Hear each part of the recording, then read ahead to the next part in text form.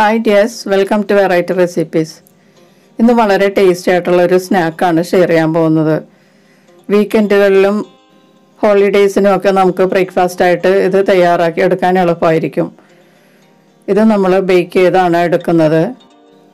അതുകൊണ്ട് വളരെ കുറച്ച് എണ്ണ ഇതിനകത്ത് ഉപയോഗിക്കുന്നുള്ളൂ. വളരെ ടേസ്റ്റി ആയിട്ടുള്ള ഒരു ഫില്ലിംഗ് ആണ് ഇതിൽ സ്റ്റഫ് ചെയ്തിരിക്കുന്നത്. ഓവൺ ഉപയോഗിക്കാത്ത രീതിയിലാണ് ഞാനിത് ബേക്ക് ചെയ്തിരിക്കുന്നത്. അതുകൊണ്ട് ആർക്ക് വേണമെങ്കിലും ഇതുപോലെ സ്നാക്ക് ഉണ്ടാക്കിയെടുക്കാം. നല്ല ടേസ്റ്റാണ്. ബേക്കറിയിൽ നിന്ന് വാങ്ങിക്കുന്ന മുട്ട പഫ്സിനേലും വളരെ നല്ല ടേസ്റ്റാണ്. അപ്പോൾ ഇതെങ്ങനെയാണ് തയ്യാറാക്കുന്നതെന്ന് നോക്കാം. ഒരു മിക്സിംഗ് ബൗളിലേക്ക് 1.5 കപ്പ് മൈദ ചേർക്കുക. മൈദയ്ക്ക് പകരം ഗോതമ്പ് പൊടിയും ഉപയോഗിക്കാം. ഇതിലേക്ക് ആവശ്യത്തിനുള്ള ഉപ്പ് ചേർത്തൊന്ന് നല്ലതുപോലെ മിക്സ് ചെയ്ത് കൊടുക്കാം.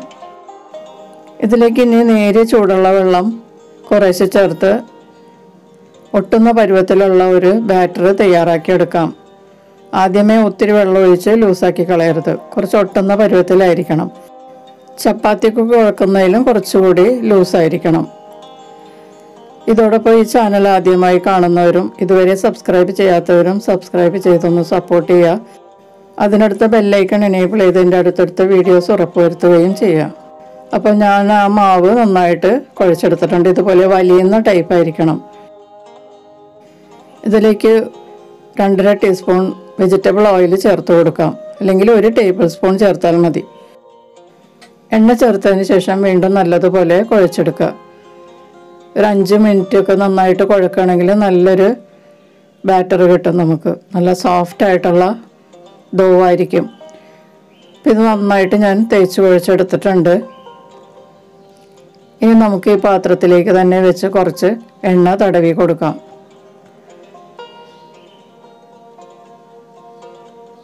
ഡ്രൈ ആയി പോകാതിരിക്കാൻ കുറച്ച് എണ്ണ മുകളിൽ തടവിയതിന് ശേഷം നമുക്ക് മൂടി വെച്ച് 1 മണിക്കൂർ റെസ്റ്റ് ചെയ്യാൻ വയ്ക്കാം. ഈ സമയത്ത് നമുക്ക് ഫില്ലിങ് റെഡിയാക്കി എടുക്കാം. ഞാനിവിടെ ഒരു പാൻ വെച്ചിട്ടുണ്ട്. ഇതിലേക്ക് 2 ടേബിൾ സ്പൂൺ വെജിറ്റബിൾ ഓയിൽ ചേർക്കുക. ഇതിലേക്ക് പൊടിയായി അരിഞ്ഞ ഇഞ്ചി, വെളുത്തുള്ളി, പച്ചമുളക് ചേർക്കാം. 1 പച്ചമുളക് മാത്രമാണ് ഞാൻ ചേർത്തിട്ടുള്ളത് കേട്ടോ. ഇഞ്ചിയും വെളുത്തുള്ളിയും ഓരോ ടീസ്പൂൺ വീതമാണ് എടുത്തിരിക്കുന്നത്. ഇതെല്ലാം നല്ലതുപോലെ ചൂടായ മണം വരുമ്പോൾ ഇതിലേക്ക് ഒരു വലിയ സവാള ഡൈസായി കട്ട് ചെയ്ത് ഇതിലേക്ക് ചേർക്കാം. എന്നിട്ടൊന്ന് ഇളക്കി കൊടുക്കാം. ഇതിലേക്ക് 1 ടീസ്പൂൺ സോയ സോസ് ചേർത്ത് കൊടുക്കാം. വീണ്ടും നല്ലതുപോലെ ഇളക്കി കൊടുക്കാം. ഒരു ചെറിയ തക്കാളി ഈ സവാള അരിഞ്ഞ വലിപ്പത്തിൽ തന്നെ കട്ട് ചെയ്ത് ഇതിലേക്ക് ചേർക്കാം. തക്കാളി ഒന്ന് കുക്കാവുന്നത് വരെ വഴറ്റി കൊടുക്കാം. ഇതിലേക്ക് 1/4 ടീസ്പൂൺ മഞ്ഞൾപ്പൊടി, 3/4 ടീസ്പൂൺ കാശ്മീരി മുളക് പൊടി ചേർക്കാം. പൊടികളുടെ പച്ചമണം മാറുന്നത് വരെ ലോ ഫ്ലെയിമിൽ വഴറ്റി കൊടുത്ത് കുക്ക് ചെയ്യാം. പൊടികളുടെ പച്ചമണമൊക്കെ മാറിക്കഴിയുമ്പോൾ ഇതിലേക്ക് ക്യാപ്സിക്കം ചേർക്കാം. ഞാൻ 1/2 കപ്പ് ക്യാപ്സിക്കം ആണ് എടുത്തിരിക്കുന്നത്. അത് 2 കളറിൽ എടുത്തിട്ടുണ്ട്. 1 കളറിലാണെങ്കിൽ 1/2 കപ്പ് 1 കളറിൽ മാത്രമായിട്ട് എടുക്കുക. നല്ലതുപോലെ ഒന്ന് മിക്സ് ചെയ്ത് കൊടുക്കാം. ക്യാപ്സിക്കം ഒക്കെ ഒന്ന് വാടിയാൽ മാത്രം മതി. അതിനുശേഷം നമുക്ക് അടുത്ത ചേരുവകൾ ചേർക്കാം. ഇതിലേക്ക് 1/2 കപ്പ് ഗ്രേറ്റ് ചെയ്ത ക്യാരറ്റ് എടുത്തിട്ടുണ്ട്. ബ്രേക്ക്ഫാസ്റ്റ് അല്ലേ, കുറച്ച് ഹെൽത്തി ആക്കാമെന്ന് കരുതി കുറച്ച് വെജിറ്റബിളൊക്കെ ചേർക്കാം. നമ്മളുടെ ശരീരത്തിന് ആവശ്യമുള്ള വിറ്റമിൻസും മിനറൽസൊക്കെ തരുന്നതാണ് ക്യാരറ്റ്. അതുപോലെ ക്യാബേജ് ചേർക്കുന്നതും നല്ലതാണ്. പെട്ടെന്ന് വേകുന്ന ഇഷ്ടമുള്ള വെജിറ്റബിൾസൊക്കെ ചേർക്കാം. ഇതിലേക്ക് 2 ടേബിൾ സ്പൂൺ ടൊമാറ്റോ സോസ് ചേർത്ത് നല്ലതുപോലെ ഒന്ന് മിക്സ് ചെയ്ത് കൊടുക്കാം. ഇനി ഇതിലേക്ക് അല്പം ഉപ്പ് ചേർത്ത് കൊടുക്കാം. സോസിനൊക്കെ ഉപ്പുള്ളത് കൊണ്ട് വളരെ കുറച്ച് ഉപ്പ് ചേർത്താൽ മതി കേട്ടോ. മിക്സ് ചെയ്തതിന് ശേഷം ഇനി ഇതിലേക്ക് 1/2 കപ്പ് അളവിൽ പൊടിയായി അരിഞ്ഞ മല്ലിയില ചേർത്ത് കൊടുക്കാം. മല്ലിയിലയുടെ ടേസ്റ്റ് ഇഷ്ടമല്ലാത്തവർക്ക് സ്പ്രിംഗ് അണിയൻ ചെറുതായി കട്ട് ചെയ്ത് 1/2 കപ്പ് എടുത്തിട്ട് ഇതിലേക്ക് ചേർക്കാവുന്നതാണ് കേട്ടോ. ഇനി ഇതെല്ലാം കൂടി നല്ലതുപോലെ ഒന്ന് മിക്സ് ചെയ്യാം. മല്ലിയില ചേർത്തത് ഈ മസാലയുമായി നല്ലതുപോലെ മിക്സായി കഴിയുമ്പോൾ ഇതിലേക്ക് 1 ടീസ്പൂൺ കുരുമുളക് പൊടി ചേർത്ത് കൊടുക്കാം. എരിവുള്ള ചേരുവകളൊക്കെ നിങ്ങളുടെ ആവശ്യാനുസരണം ചേർക്കുക. കുരുമുളക് പൊടിയുടെ അളവ് വേണമെങ്കിൽ കുറക്കാട്ടോ. വേണമെങ്കിൽ 1/4 ടീസ്പൂണോ അല്ലെങ്കിൽ 1/2 ടീസ്പൂൺ ചേർത്താലും മതി. നല്ലതുപോലെ മിക്സ് ചെയ്തതിന് ശേഷം ഇതിലേക്ക് 1/2 കപ്പ് വെള്ളം ചേർത്ത് ഒന്ന് മിക്സ് ചെയ്യുക. അതിനുശേഷം മൂടി വെച്ച് ഈ വെള്ളമൊക്കെ നല്ലതുപോലെ വറ്റുന്നത് വരെ കുക്ക് ചെയ്യാം. അപ്പോൾ ഈ മസാലയെല്ലാം നല്ലതുപോലെ ഒന്ന് കുക്കാകും.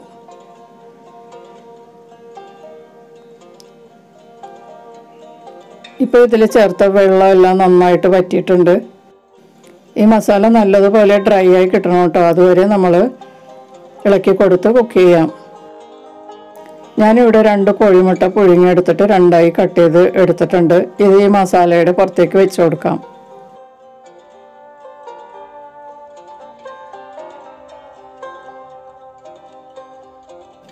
ഇനി ഇതൊന്ന് മൂടി വെച്ച് 1 മിനിറ്റ് ഒന്ന് ചൂടാക്കാം. ലോ ഫ്ലെയിമിൽ വേണം കേട്ടോ ഈ സമയത്ത് ചൂടാക്കാൻ. 1 മിനിറ്റിന് ശേഷം തുറന്ന് ഈ മസാലയൊക്കെ നല്ലതുപോലെ ആറുന്നത് വരെ വെയിറ്റ് ചെയ്യാം. മൂടി വെക്കരുത്, തുറന്ന് വെച്ച് വേണം ഇത് തണുപ്പിച്ചെടുക്കാനായിട്ട്. ഈ സമയത്ത് നമുക്ക് സ്റ്റഫ് ചെയ്യാനുള്ള മാവ് റെഡിയാക്കി എടുക്കാം. നമ്മൾ കുഴച്ച് വെച്ച മാവ് ഇപ്പോൾ 1 മണിക്കൂർ കഴിഞ്ഞിട്ടുണ്ട്. മാവ് നല്ലതുപോലെ സോഫ്റ്റ് ആയിട്ടുണ്ട്.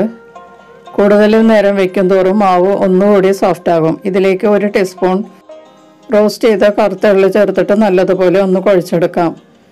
എള്ളൊക്കെ ചേർക്കുന്നത് വളരെ നല്ലതാണ്. ഇത് പക്ഷേ നമ്മൾ മാവ് കുഴച്ച സമയത്ത് ചേർക്കേണ്ടതായിരുന്നു. ഞാനത് മറന്നു പോയതുകൊണ്ടാണ് ഇപ്പോൾ ചേർക്കുന്നത്. ഇത് ചേർക്കണമെന്നുള്ളൊരു മാവ് കുഴക്കുന്ന സമയത്ത് ചേർക്കാം. ഇനി നമുക്ക് പൊടി തൂകിയ പലകയിലേക്ക് ഈ മാവ് വെച്ചിട്ട് ഒന്നുകൂടി കുഴച്ചെടുക്കാം.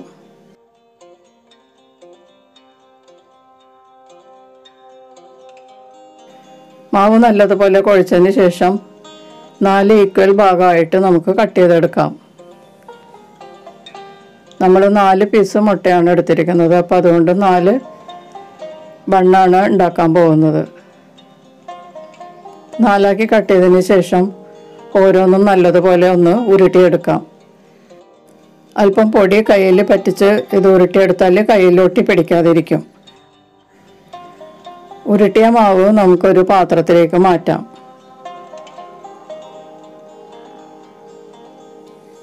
ഇതുപോലെ എല്ലാം നമുക്ക് ഉരുട്ടിയെടുക്കാം.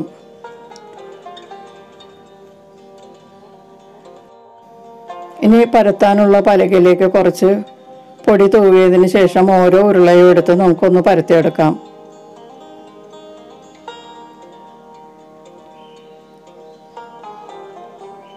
ഒരു ചെറിയ ചപ്പാത്തിയുടെ വലിപ്പത്തിൽ പരത്തിയെടുക്കണം. ഇനി ഇതിൻ്റെ പുറത്തേക്ക് കുറച്ച് ചീസ് വെച്ച് കൊടുക്കാം.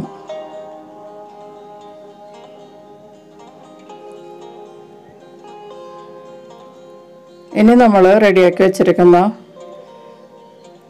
മുട്ട കൊണ്ടുള്ള മസാല ഇതിലേക്ക് വെക്കാം. ഓരോ പീസ് മുട്ടയും ആ ഗ്രേവിയും കൂടി എടുത്ത് ഇതുപോലെ പൊതിഞ്ഞ് വയ്ക്കാം. 4 സ്നാക്ക് ഉണ്ടാക്കാനുള്ള മസാല അഡ്ജസ്റ്റ് ചെയ്ത് വെക്കുക. ഇനി പരത്തിയ മാവിൻ്റെ അരികിൽ നിന്നെല്ലാം നടുവിലേക്ക് കൂട്ടി യോജിപ്പിക്കുക.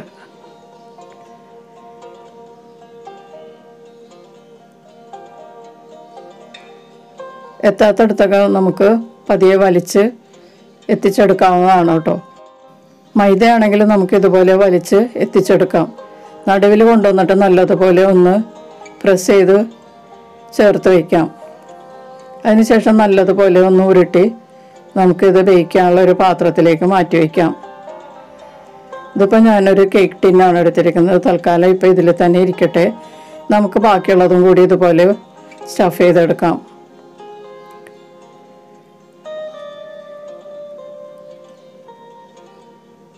മസാല വെച്ചതിന് ശേഷം അരികിൽ നിന്നെല്ലാം നടുവിലേക്ക് കൂട്ടി യോജിപ്പിച്ച് നല്ലതുപോലെ തിരുമ്മി യോജിപ്പിക്കുക.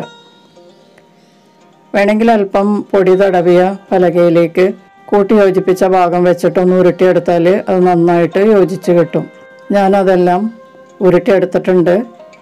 ഇനി ഇത് നമുക്കൊരു 10 മിനിറ്റ് റെസ്റ്റ് ചെയ്യാൻ വയ്ക്കാം. നനഞ്ഞ തുണി കൊണ്ടൊന്ന് മൂടി 10 മിനിറ്റ് റെസ്റ്റ് ചെയ്യാം. 10 മിനിറ്റിന് ശേഷം നനഞ്ഞ തുണി മാറ്റി ഓരോ സ്നാക്കിൻ്റെ പുറത്തും നമുക്ക് കത്തി കൊണ്ടൊന്ന് കട്ട് ചെയ്ത് കൊടുക്കാം. ഇങ്ങനെ ചെയ്യുകയാണെങ്കിൽ റെഡിയായി കഴിയുമ്പോൾ നമുക്ക് കട്ട് ചെയ്യാൻ വളരെ എളുപ്പമായിരിക്കും. ഇത് ഇങ്ങനെ തന്നെ നമുക്ക് കടിച്ച് തിന്നാനായിട്ട് ബുദ്ധിമുട്ടായിരിക്കും. അതുകൊണ്ടാണ് ഇങ്ങനെ ചെയ്യണത്. ഇനി ഇതിലേക്ക് നമുക്ക് എഗ് വാഷ് ചെയ്ത് കൊടുക്കാം. ഇത് നമുക്ക് ബേക്കാനുള്ളതാണ്. ഇതുപോലെ കുഴിവെള്ള പാത്രത്തിൽ വെച്ചാൽ പെട്ടെന്ന് ബേക്കായി കിട്ടൂല. എല്ലാ ഭാഗവും ഒരുപോലെ മുരിഞ്ഞു കിട്ടില്ല. അതുകൊണ്ട് ഈ മോൾഡ് ഒന്ന് ഡിറ്റാച്ച് ചെയ്തെടുക്കാം. ഇതുപോലത്തെ മോൾഡാണെങ്കിൽ ഇങ്ങനെ എടുക്കാൻ പറ്റുള്ളൂ. നിങ്ങൾ ഇതിനു വേണ്ടി ഒരു പരന്ന പാത്രം ഉപയോഗിക്കുന്നതായിരിക്കും നല്ലത്. ഞാനിവിടെ ഒരു പാൻ നന്നായിട്ട് ചൂടാക്കി ഇട്ടിട്ടുണ്ട്. ഇതിൻ്റെ ഉള്ളിൽ ഞാനൊരു റിങ് വെച്ചിട്ടുണ്ട്. ഈ റിങ്ങിൻ്റെ പുറത്തേക്കാണ് ഈ പാത്രം വെച്ച് ബേക്ക് ചെയ്യണത്. ഈ പോട്ടിലേക്ക് നേരിട്ട് നമ്മൾ ബേക്ക് ചെയ്യാൻ വെച്ചാൽ താഴെ ഭാഗം കരിഞ്ഞു പോകും. അതുകൊണ്ടാണ് ഇങ്ങനെ ചെയ്യുന്നത്. ഇനി മൂടി വെച്ച് 30-35 മിനിറ്റ് മീഡിയം ടു ലോ ഹീറ്റിൽ കുക്ക് ചെയ്യാം. 35 മിനിറ്റിന് ശേഷം തുറക്കുക. അപ്പോൾ ഇതുപോലെ നല്ലതുപോലെ ബേക്കായിട്ടുണ്ടാവും. നമ്മൾ ഓവനിൽ ചെയ്യുന്നത് പോലെ തന്നെയാണ് ഇതിരിക്കുന്നത്. ഇനി നമ്മൾ ഉടനെ തന്നെ ഈ പാനിൽ നിന്ന് പുറത്തെടുക്കാം. കണ്ടോ, നല്ല അടിപൊളി സ്നാക്കാണ് രാവിലെ കഴിക്കാൻ പറ്റിയത്. തണുത്തതിന് ശേഷം കട്ട് ചെയ്തെടുക്കാം. അപ്പോൾ വളരെ സ്വാദിഷ്ടമായിട്ടുള്ള ഈ സ്നാക്ക് എല്ലാവരും ഒന്ന് ട്രൈ ചെയ്ത് നോക്കുക. വീഡിയോ ഇഷ്ടപ്പെട്ടാൽ ലൈക്ക് ചെയ്യാൻ മറക്കരുത്. നിങ്ങളുടെ ഫ്രണ്ട്സിനും റിലേറ്റീവ്സിനൊക്കെ ഷെയർ ചെയ്ത് കൊടുക്കുക. നിങ്ങളുടെ അഭിപ്രായങ്ങളും നിർദ്ദേശങ്ങളും ഒക്കെ കമൻറ്റ് ബോക്സിൽ രേഖപ്പെടുത്തുക. മറ്റൊരു റെസിപ്പിയുമായി വീണ്ടും കാണാം. Thank you.